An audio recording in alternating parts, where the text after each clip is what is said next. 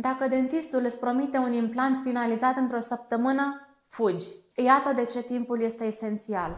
Crezi că pui implant azi și mănânci friptură mâine? Hai să demontăm acest mit. Pacienții mei sunt șocați când le spun că procesul complet durează 3-6 luni, dar văd reclame cu dinți într-o zi. Da, marketingul poate fi înșelător dacă nu înțelegi întregul context. Adevărul? Implantul are 3 etape obligatorii. Întâi evaluarea și pregătirea, 1-2 săptămâni, apoi intervenția propriu-zisă 30-60 de minute, urmează partea vitală, osteointegrarea 3-6 luni, când osul tău îmbrățișează implantul. Există situații când dinții peste noapte sunt chiar posibili, pentru pacienții cu os suficient și condiții ideale.